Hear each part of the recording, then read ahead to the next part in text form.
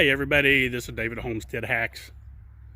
This right here is a fine example of free range chickens.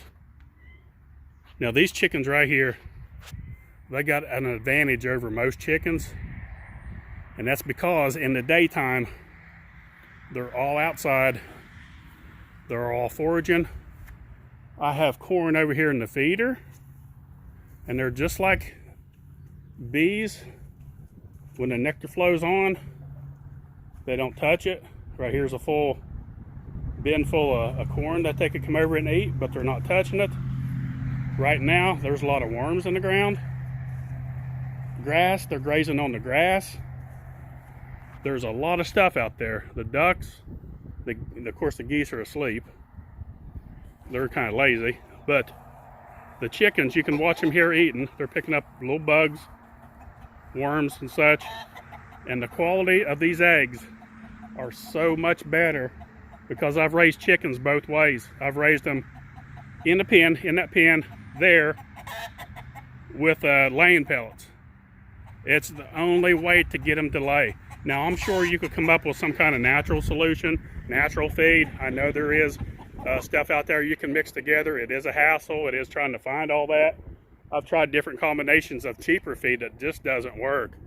The laying pellets is the only thing that I could find. Now that's giving them grass. I've tried giving them grass every day. It just doesn't work. They just don't get the nourishment that they need. It's either they get it artificially through laying pellets or outside like this.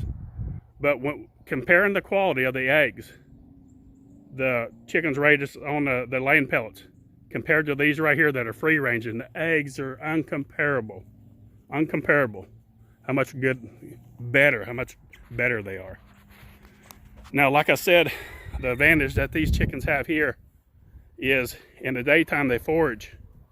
At nighttime, they jump over this fence, and then they go into, kind of excuse the mess. Yeah, I know, you're ill and angry. Spring's here. He's always in a bad mood. There's the one I tell you what, you all should have named him.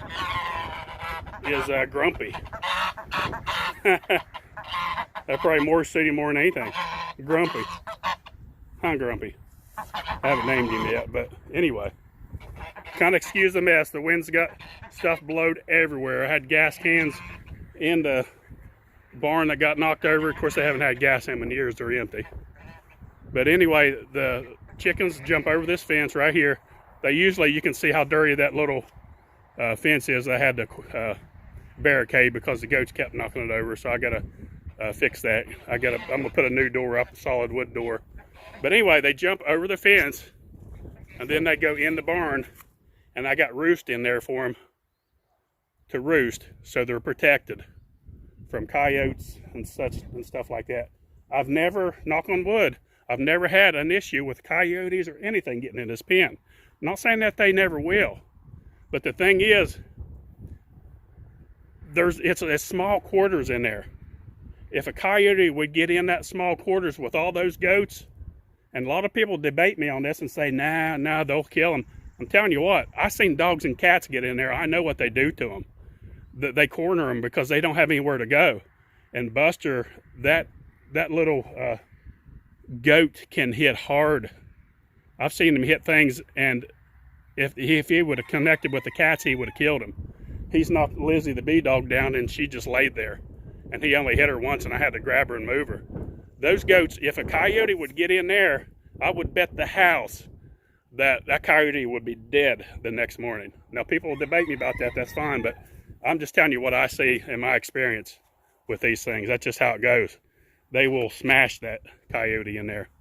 Now, unless they come in a lot of them, but still, I'm telling you, they'll put up a fight. I don't think it would be worth it to the coyotes to get in there and mess with what's in there, because I think they would come out on the long end of the short end of the stick. I really do.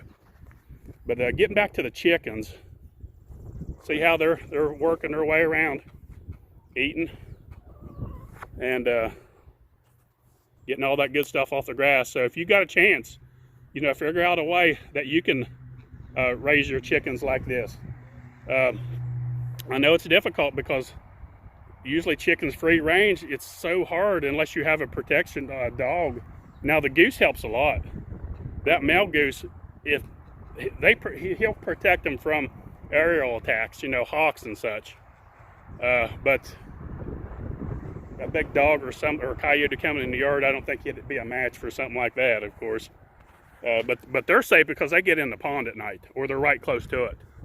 And geese and ducks, unlike other birds, seems like they see a lot better at nighttime. I've noticed that because it seems like the chickens, if it's just a little bit dark, they're on roost. The ducks and the geese, it can be almost dark and they're still out working the grass. So they gotta have better eyes to be able to see. So I'm sure because they usually sit right there by the dock, and if any threat at all would come in, they'd jump in the water and escape it. So that's about it. I just wanted to talk about free range chickens there a little bit. And if anybody still has any ideas about what to call male goose, I'm about to call him Grumpy. But I had a few suggestions on there. Gander, George, I forget. I'd have to look at some of the comments now to see what people were saying to name them. But also, just getting back to the chickens just a little bit before I close. Chickens raised like this, if you eat your chickens, oh my goodness, world of difference. These chickens are so much better.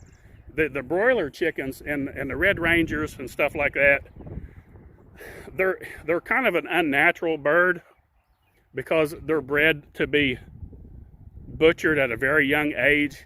And if you don't catch them right at that young age at 5 to 6 weeks and wait to 8 weeks, the meat is tough. I know you're supposed to withhold the food the last 24 hours. And their last couple of meals before that, you're supposed to feed them as much natural stuff as you can. Grass, worms, bugs, greens, stuff like that, to kind of clean their system out because you're feeding them all that growing pellets. These birds right here, even a couple-year-old chicken, oh my goodness, they're unbelievable quality of the meat compared to other chickens. So that's another thought too. Well, that's about it. I'm gonna go ahead and close.